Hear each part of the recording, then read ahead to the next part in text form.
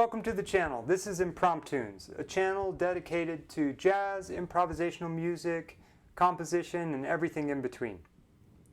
Today I want to talk about some of the most important cycles in jazz. That if you can get around these, you can work your way around standards and you can play gigs. Cycle number 1, cycle of fifths with dominant chords.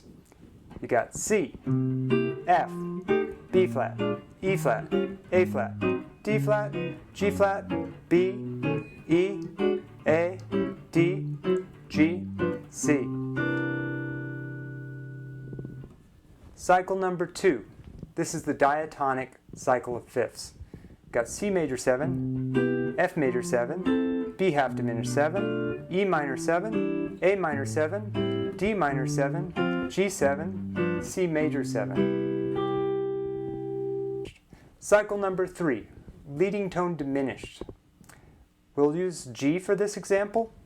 We'll go G, G sharp diminished, A minor 7, A sharp diminished, B minor 7, B diminished, C major 7, C sharp diminished 7, D7, D sharps diminished 7, E minor 7, F sharp diminished 7, and G. Cycle number 4, falling dominance. G, F7, E minor 7, E flat 7, D7, D flat 7, C major 7, C7, B minor 7, B flat 7, A minor 7th, A flat 7, and then G. How I like to practice these are to do them at first just with chords, so you get really comfortable moving through them. You should do whole cycles where you go through the whole cycle of fifths, all diatonically, and going through the bigger cycle. So what I mean by that is if you're in C, you would do the diatonic cycle of fifths. I'm just going to run through it kind of quick. C, F, B half diminished, E minor, A minor 7, D minor 7, G7 to C major 7. Then you would automatically go to F. You got F major 7, B flat 7, E half diminished, A minor 7, D minor 7, G minor 7, C7 to F major 7. You should be able to move through any one of the keys in this way. I find that it's very important to just recite the notes, because if you can recite them fast, you can start to play through the changes faster once you've worked up your technique. So how fast can you say C, F, B flat, E flat, A flat, D flat? Can you say it, every second, or are there certain points in the cycle where you're confused and you're like, oh, was that G flat or what was that? You need to make sure that you can just recite it fast so that when you need to pull it up in a real improvisational scenario, you can just do it and you don't have to be like, oh no, what was it? Was it, yeah. So we don't want that. Like, can you say A flat, D flat, G, C, F, B flat, E flat, A flat? How long does that take you? Can you do it in G flat in the same speed? Can you do it in D in the same speed? This is very important that you can try to just say them all at the same speed so that, when you need to get it, it comes to you just as fast in the key of D as it does in the key of G flat.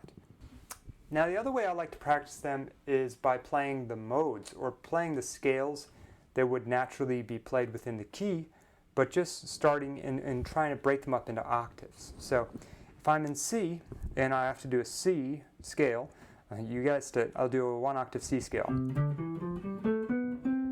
Now my next one in the cycle is F, which means I should probably do an F scale, but it should be F Lydian because that's what falls naturally within the notes of C, D, E, F, G, A, B, C. So I'll play an F Lydian scale. And I'll continue to go through the scale this way, B to B, E to E, A to A, D to D, and G to G, and C to C. So I might do something like this.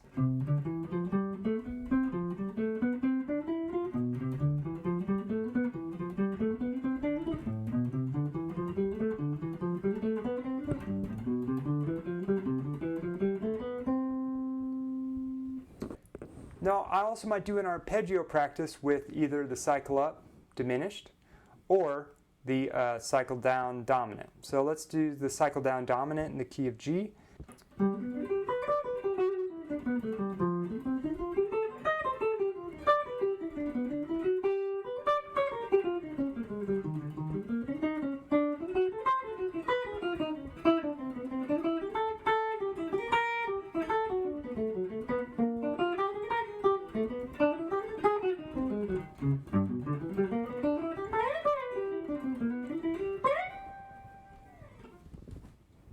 The next thing to do would to do the diminished one, right?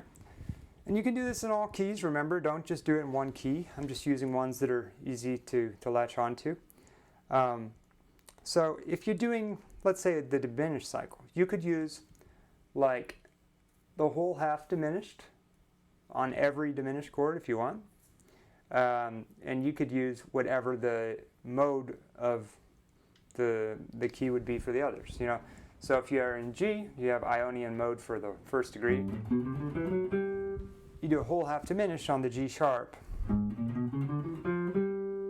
And then you could do A minor or A Dorian scale to the whole half diminished on the B flat or the A sharp. And so on, right? So each time you use the new diminished, you use the new diminished scale. And each time you use the major or minor chord, you're just going to use the major or minor mode that's naturally within the key.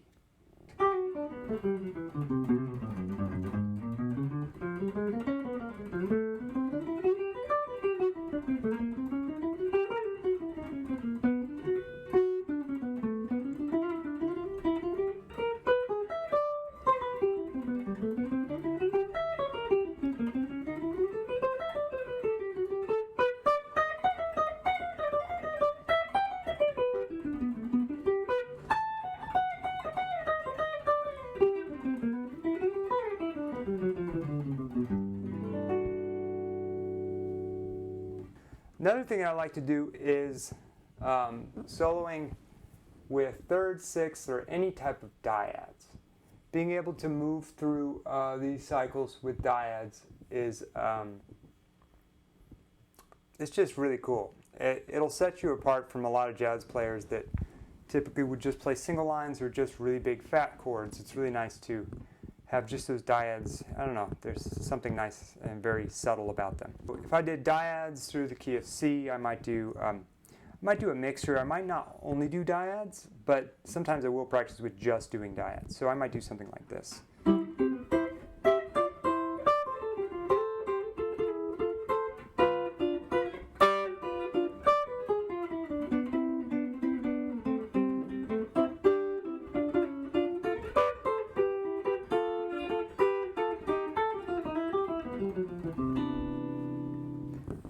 We can do triads too. We might do something like this.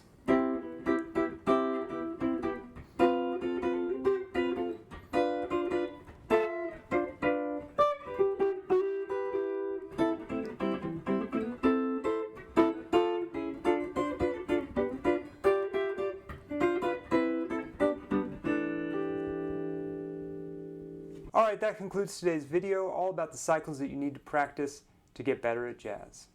See you next time.